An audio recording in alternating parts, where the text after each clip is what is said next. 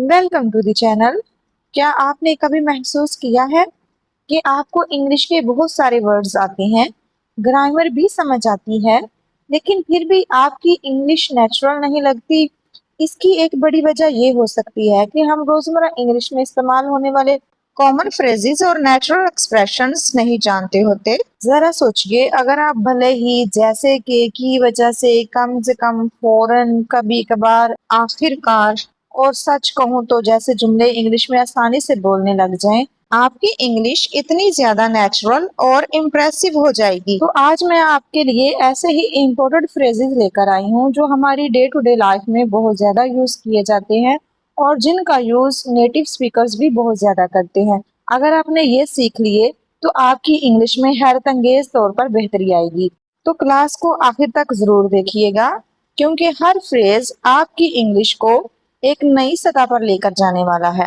ये कुछ ऐसे वर्ड्स या फ्रेजेस कह लें जिनके बगैर आप इंग्लिश रवानी के साथ नहीं बोल सकते। अगर आप वाकई ही अच्छी इंग्लिश बोलना चाहते हैं तो इन वर्ड्स का सीखना बहुत जरूरी है, जैसे as if, as though, because of, due to, as soon as possible, right away, at the moment, for a while. तो इस तरह के वर्ड्स हमारी रोजमर्रा गुफ्तगू में बहुत ज्यादा यूज होते हैं। अगर आप चाहते हैं कि आप भी इंग्लिश बोलने में रवानी पैदा कर सकें तो इन वर्ड्स का सीखना बहुत ज्यादा जरूरी है। तो चलिए शुरू करते हैं आज की क्लास। हमारा पहला वर्ड है इवन इफ। इसका मतलब होता है भले ही, मतलब कुछ भी हो जाए तो मैं ये काम करूंगा। जैसे भले ही बारिश हो मैं स्कूल जाऊंगा। Even if it rains I will go to school. Means अगर बारिश भी आ जाती है तो फिर भी मैं स्कूल जाऊंगा। तो इवन इफ का मतलब होता है भले ही। इसी तरह से अगर हमारा सेंटेंस हो भले ही सब लोग तुम्हारे खिलाफ हों मैं तुम्हारा साथ दूंगा। Even if all the people are against you I will support you.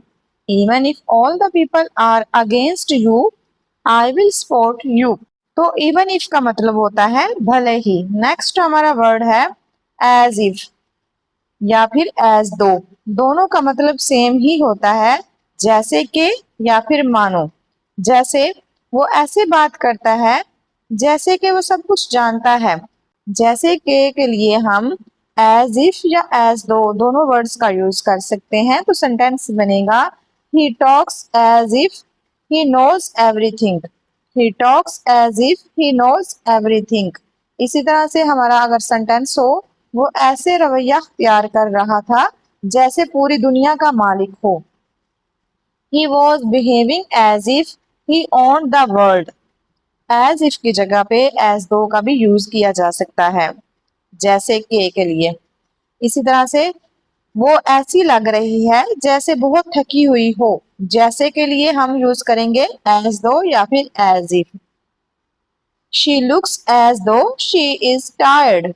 वो ऐसे लग रही है जैसे बहुत थकी हुई हो।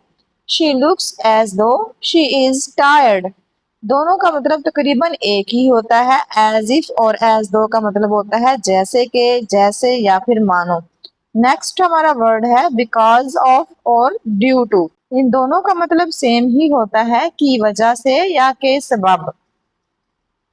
जैसे बारिश की वजह से मैच मनसूख कर दिया गया। The match was cancelled because of rain. The match was cancelled because of rain. खराब मौसम के सबब फ्लाइट तखीर का शिकार हो गई। के सबब के लिए हम बिकॉज ऑफ भी यूज कर सकते हैं और ड्यू टू। तो यहाँ इस सेंटेंस में हम ड्यू टू का यूज करते हैं। The flight was delay due to bad weather. Due to का मतलब होता है के सबब। खराब मौसम के सबब फ्लाइट तखीर का शिकार हो गई। The flight was delayed due to bad weather. मैं ट्रैफिक की वजह से वक्त पर नहीं पहुंच सका। अब की वजह के लिए भी हम बिकॉज ऑफ और ड्यू टू दोनों वर्ड्स का यूज कर सकते हैं। सेंटेंस बनेगा I could not reach on time because of the traffic. मैं ट्रैफिक की वजह से वक्त पर नहीं पहुंच सका। दोनों का मतलब तकरीबन एक जैसा ही है, ड्यू टू और बिकॉज ऑफ का। इन दोनों का मतलब होता है की वजह से या के सबब। नेक्स्ट हमारा वर्ड है एज सोन एज पॉसिबल। इसका मतलब होता है जितनी जल्दी हो सके। जितनी जल्दी हो सके, एज सोन एज पॉसिबल। जैसे जितनी जल्दी हो सके जवाब दीजिए। Please reply as soon as possible. जितनी जल्दी हो सके के लिए हमने यूज किया है एज सोन एज पॉसिबल। इसी तरह से जितनी जल्दी हो सके घर वापस आ जाइए, come back home as soon as possible. जितनी जल्दी के लिए हमने यूज किया है एज सोन एज पॉसिबल। अगर यहाँ पे हमारा वर्ड होता एज सोन एज, इसके साथ अगर पॉसिबल हम यूज नहीं करते तो फिर इसका मतलब होगा जैसे ही। एज सोन एज मतलब जैसे ही। अगर हम इसके साथ पॉसिबल भी लगा देंगे तो फिर इसका मतलब होगा जितनी जल्दी हो सके। तो एज सोन एज का मतलब होता है जैसे ही। जैसे ही मैं वहां पहुंचा बारिश शुरू हो गई। As soon as I reached there it started raining. As soon as I reached there, it started raining. जैसे ही के लिए हमने यूज किया है as soon as। नेक्स्ट हमारा वर्ड है at the moment। इसका मतलब होता है इस वक्त। जैसे मैं इस वक्त मसरूफ हूँ, I am busy at the moment। At the moment means इस वक्त। इसी तरह आप इस वक्त क्या कर रहे हो? What are you doing at the moment? Eight the moment means इस वक्त। नेक्स्ट हमारा वर्ड है एज यूजुअल, हमेशा की तरह। वो हमेशा की तरह देर से आया। He arrived late as usual. वो हमेशा की तरह फजूल बातें करता है। He talks rubbish as usual. As usual means हमेशा की तरह। नेक्स्ट हमारा वर्ड है एट लीस्ट। इसका मतलब होता है कम से कम। एट लीस्ट मीन्स कम से कम। जैसे कम से कम इसकी बात तो सुन लो। At least listen to him. At least listen to him. कम से कम जाकर इससे मिल तो लो। At least go and meet him. At least go and meet him. कम से कम जाकर इससे मिल तो लो। कम से कम अपनी पूरी कोशिश तो करो। At least try your best. At least try your best. Next हमारा वर्ड है एट मोस्ट। इसका मतलब होता है ज्यादा से ज्यादा। मीन्स इससे ज्यादा नहीं। जैसे इसमें ज्यादा से ज्यादा 2 घंटे लगेंगे। It will take at most 2 hours. It will take at most 2 hours. इसी तरह से इस गाड़ी की कीमत ज्यादा से ज्यादा 50 लाख है। The price of that car is at most 50 lakh. The price of that car is at most 50 lakh. Next हमारा वर्ड है इन टोटल। इसका मतलब होता है कुल मिलाकर।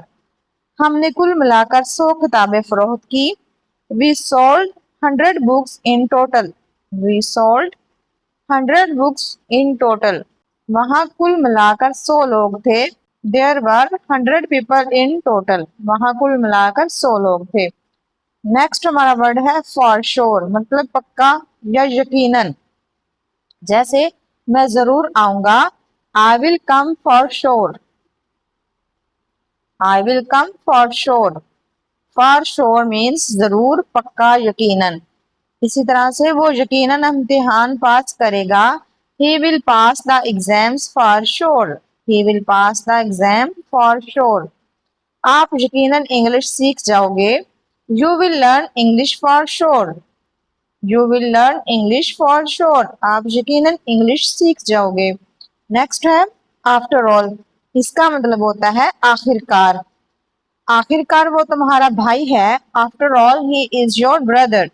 After all he is your brother. Next है आखिरकार ये मेरी जाए पैदाइश है। After all this is my birth place.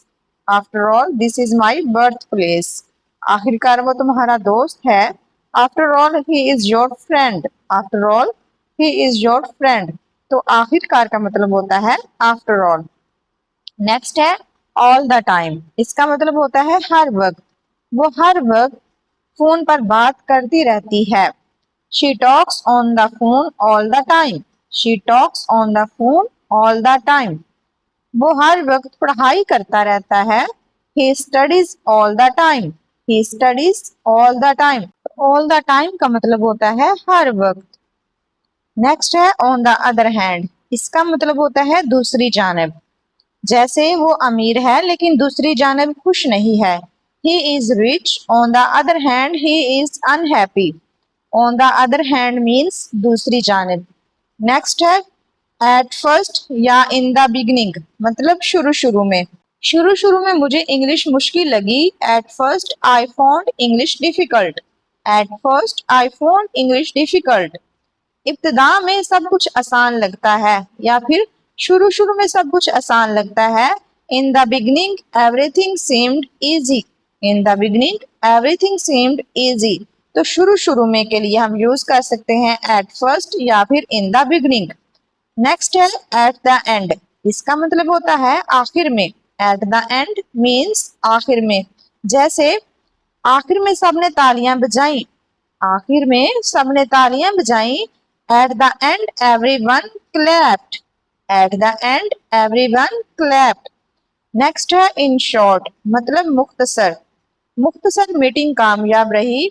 In short the meeting was successful. Next है इन अदर वर्ड्स। इसका मतलब होता है दूसरे अल्फाज में। जैसे वो बहुत मोहतात है, दूसरे अल्फाज में वो गलतियों से बचता है। He is very careful. In other words he avoid mistakes. वो बहुत मोहतात है, दूसरे अल्फाज में वो गलतियों से बचता है। He is very careful. In other words he avoid mistakes. In other words means दूसरे अल्फाज में। नेक्स्ट है टू बी ऑनेस्ट मीन्स सच कहूं तो। सच कहूं तो मुझे फिल्म पसंद नहीं आई। To be honest I didn't like the movie. To be honest I didn't like the movie. To be honest का मतलब होता है सच कहूं तो। नेक्स्ट है इन माई ओपिनियन मीन्स मेरी राय में। इन माई ओपिनियन मेरी राय में। जैसे मेरी राय में इंग्लिश अहम है। In my opinion English is important. In my opinion English is important. Next हमारा वर्ड है राइट अवे मीन्स फौरन। जैसे बराए करम ये काम फौरन मुकम्मल करें। Please finish this work right away. Please finish this work right away. Next है बाय चांस। इसका मतलब होता है इत्तेफाक से। मैं अपने उस्ताद से इत्तेफाकन मिला। I met my teacher by chance. I met my teacher by chance. Next है फॉर अ वाइल मीन्स कुछ देर के लिए। कुछ देर यहाँ बैठिए। Sit here for a while. For a while means कुछ देर के लिए। इसी तरह से once in a while means कभी कभार। जैसे हम कभी कभार खाने के लिए बाहर जाते हैं। We go out for dinner once in a while. We go out for dinner once in a while. हम कभी कभार खाने के लिए बाहर जाते हैं, तो कभी कभार के लिए हम वर्ड यूज करते हैं once in a while. Next है all of a sudden means अचानक। अचानक बिजली चली गई। All of a sudden the lights went out. अचानक means all of a sudden. Next है from time to time means वक्तन फवक्तन। मैं वक्तन फवक्तन अपने गांव जाता हूँ। I visit my village from time to time. I visit my village from time to time. Now and then का भी यूज किया जा सकता है कभी कभी के लिए। नाउ एंड देन मीन्स कभी कभी। नेक्स्ट हमारा वर्ड है सूनर और लेटर। इसका मतलब होता है आज नहीं तो कल। जैसे आज नहीं तो कल आप कामयाब हो जाएंगे। सूनर और later you will succeed. Sooner और later you will succeed. Next है नो डाउट मीन्स बेशक। जैसे बेशक वो ज़हीन है। No doubt he is intelligent. No doubt he is intelligent. Next हमारा वर्ड है एज फार एज मीन्स जहां तक। जहां तक मैं जानता हूँ वो ईमानदार है। As far as I know he is honest. As far as I know he is honest. Next है इन एडिशन इसके अलावा। इसके अलावा हमें मजीद कारकुनों की जरूरत है। In addition we need more workers. In addition means इसके अलावा। नेक्स्ट है एज लॉन्ग एज जब तक। आप यहाँ जितना चाहे रह सकते हैं या जब तक चाहे रह सकते हैं। You can stay here as long as you want. As long as means जब तक। नेक्स्ट है मोर और लेस मीन्स तकरीबन। काम तकरीबन मुकम्मल हो चुका है। द वर्क इज मोर और less complete. The work is more और less complete.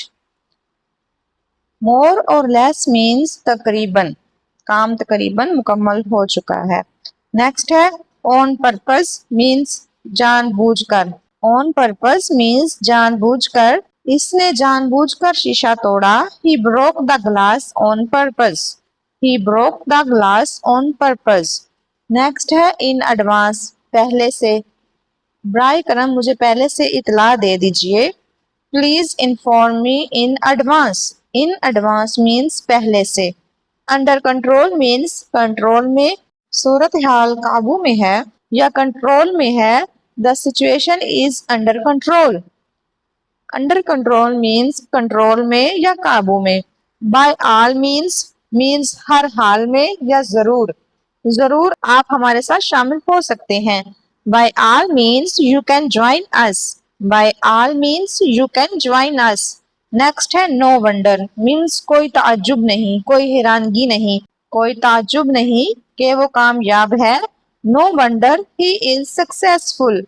No wonder he is successful. तो ये थे कुछ हमारे इम्पोर्टेंट फ्रेजेस जिनका सीखना हमारे लिए बहुत जरूरी है। और ये वाले फ्रेजेस हमारी डे टू डे लाइफ में बहुत ज्यादा यूज होते हैं, जिनके बगैर हमारी कन्वर्सेशन कंप्लीट नहीं हो सकती। आई होप आज की वीडियो में अभी आपने काफी कुछ नया सीखा होगा। अगर वीडियो अच्छी लगी हो तो एक लाइक लाजमी कीजिएगा। मिलते हैं नेक्स्ट वीडियो में। Thanks for watching.